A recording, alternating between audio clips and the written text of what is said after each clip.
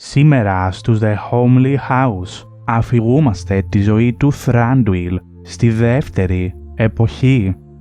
Η ακριβής ημερομηνία γέννησης του Thranduil είναι άγνωστη. Μπορεί να γεννήθηκε είτε κατά την πρώτη εποχή, είτε στις αρχές της δεύτερης. Ο Thranduil προέρχεται από τους Sindar, τα γκρίζα ξωτικά της Μέσης Γης, τα ξωτικά που κατά τη διάρκεια του μεγάλου ταξιδιού δεν έφτασαν ποτέ στο Valinor και παρέμειναν στο Beleriand. Ο ίδιος είναι γιος του Orofer, ο οποίος είναι ένας από τους Iathrim, τα ξωτικά του βασιλείου του Doriath, τα οποία ζουν υπό τον βασιλιά Thingol του Γκρίζου Μανδία και τη Μάια βασίλισσα Melian. Κάτω από την διδασκαλία και την καθοδήγηση αυτών των δύο ισχυρών όντων, οι Iathrim γίνονται τα υψηλότερα και τα ευγενέστερα ξωτικά της γκρίζας φυλής. Το όνομα του Thranduil είναι πιθανότατα Sindarin και σημαίνει στεναρή άνοιξη. Παρά το γεγονός ότι ο Thranduil είναι ένας από τους Sindar, μεταξύ των οποίων τα μαύρα και τα ασημένια μαλλιά είναι πιο συνηθισμένα, στο Hobbit τα μαλλιά του περιγράφονται ως χρυσαφένια. Καθώς η πρώτη εποχή φτάνει στο τέλος της και ο Morgoth ανατρέπεται, πολλά ξωτικά ταξιδεύουν ανατολικά στο Lindon υπό τη βασιλεία του Gil-galad. Αιώνες πριν ο Σάουρον, ο δεύτερος σκοτεινός άρχοντας, ξεκινήσει την κατασκευή του πανίσχυρου πύργου του Barad-dûr, το έτος 1000 της δεύτερης εποχής, ο Thranduil και ο πατέρας του, ο Orofer, αναχωρούν από το Lindon με μονάχα λίγους από τους Sindar και μεταναστεύουν προς τα ανατολικά, επιδιώκοντας να ιδρύσουν δικά τους βασίλεια στα δάση πέρα από τα ομιχλασμένα βουνά. Στην αρχή αυτής της εποχής, πολλά από τα υψηλά ξωτικά παρέμεναν ακόμη. Τα περισσότερα από αυτά κατοικούσαν στο Lindon, δυτικά των Ered Luin. Αλλά πριν από την κατασκευή του Barad-dûr, πολλοί από τους Sindar μετανάστευσαν προς τα ανατολικά και μερικοί ίδρυσαν βασίλεια στα δάση πολύ μακριά, όπου ο λαός τους ήταν κυρίως ξωτικά Sylvan. Αυτό το έκαναν εσκεμμένα, διότι αυτοί ήρθαν από τον Doriath μετά την καταστροφή του και δεν επιθυμούσαν να εγκαταλείψουν τη Μέση Γη, ούτε να αφομοιωθούν με τους άλλους Sindar του Beleriand, που εξουσιάζονταν από τους εξόριστους Noldor, για τους οποίους ο λαός του Doriath δεν έτρεφε μεγάλη αγάπη. Επιθυμούσαν πράγματι να γίνουν ένας λαός των Sylvan και να επιστρέψουν, όπως έλεγαν, στην απλή ζωή, τη φυσική για τα ξωτικά, προτού η πρόσκληση των Valar την είχε διαταράξει. Το 750 της δεύτερης εποχής, ο Orofer ιδρύει το δασωμένο βασίλειο γύρω από το Amon Lang, τον λόφο που ο Sauron αργότερα θα μετατρέψει στο Dol Guldur, στο μεγάλο πράσινο δάσος ανατολικά του ποταμού Anduin, και γίνεται βασιλιάς των ξωτικών Sylvan που κατοικούν εκεί, καθιστώντας τον Thranduil ως κληρονόμο του. Υπό την ηγεσία των Sindar, τα ξωτικά Sylvan γίνονται και πάλι ένας οργανωμένος λαός και η σοφία τους αυξάνεται.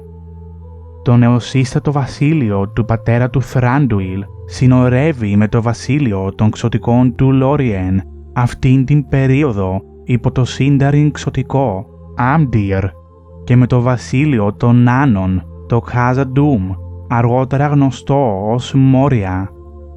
Ήδη αυτήν την εποχή η δύναμη των Νάνων αυτού του βασιλείου έχει αυξηθεί και η Moria έχει γίνει το μεγαλύτερο από τα δώματα των Νάνων που έχει καταγραφεί στην ιστορία. Εν τω μεταξύ, η Galadriel και ο Celeborn έχουν έρθει σε επαφή με τα Nandorin ξωτικά του Lórien και φήμες για την ανερχόμενη δύναμη του Sauron στο νότο φτάνουν στα αυτιά του Orofer. Για αυτούς τους λόγους, πολύ πριν από το τέλος της δεύτερης εποχής, ο Θράντουιλ και ο πατέρας του μετακινούνται προς τα βόρεια, εγκαταλείποντας την πρώτη τους κατοικία. 3 φορές ο Όροφερ υποχωρεί προς τα βόρεια, η πρώτη όντας πέρα από τα Gladden Fields. Αρχικά, η μετακίνηση των ξωτικών του πράσινου δάσους είναι αργή και για μεγάλο χρονικό διάστημα παραμένουν σε επαφή με τους συγγενείς τους δυτικά του ποταμού, στο Λόριεν, και υπάρχει συνεχής επικοινωνία μεταξύ των ξωτικών των δύο βασιλείων. Καθώς τα χρόνια περνούν και το τέλος της δεύτερης εποχής πλησιάζει, ο Θράντουιλ και ο πατέρας του έχουν μετακινηθεί τόσο μακριά όσο τα βουνά του Μέρκουντ. 3 φορές είχε μετακινηθεί προς τα βόρεια και στο τέλος της δεύτερης εποχής είχε εγκατασταθεί στις δυτικές κοιλάδες των Έμουν Ντούιρ και ο πολυπληθής λαός του ζούσε και περιφερόταν στα δάση και τις κοιλάδες δυτικά, ακόμα και ως τον Άντουιν, στα βόρεια του αρχαίου δρόμου των Νάνων, Μένι Νάουγκριμ. Το 3430 της δεύτερης εποχής σχηματίζεται η τελευταία συμμαχία των ξωτικών και των ανθρώπων, μία συμμαχία υπό τον Γιλ-Γκάλαντ και τον Ελέντιλ, με σκοπό την αποτροπή της κυριαρχίας του Σάουρον.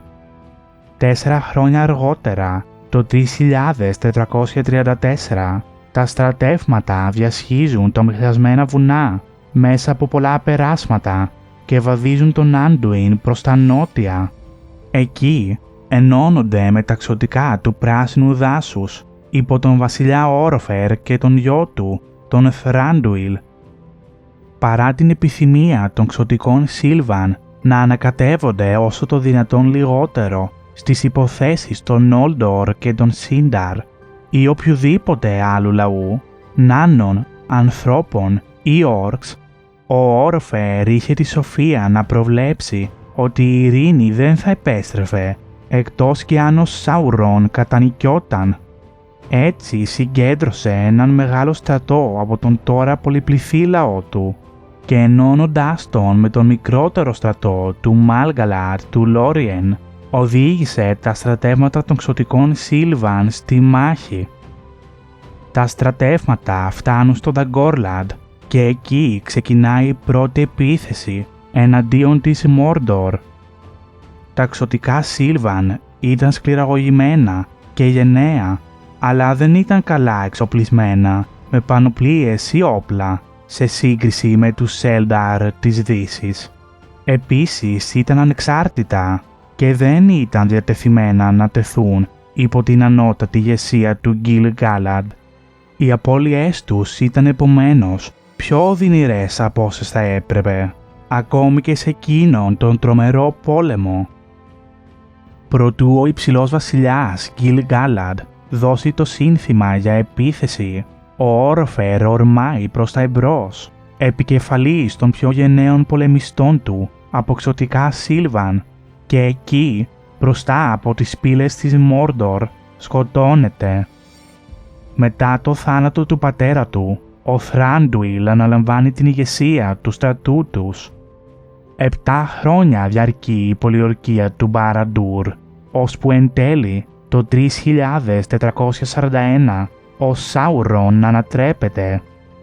Ο Θράντουιλ επιβιώνει από αυτόν τον καταστροφικό πόλεμο και μετά τη μάχη οδηγεί το υπόλοιμα του στρατού του από ξωτικά Σίλβαν πίσω στο δασωμένο βασίλειο.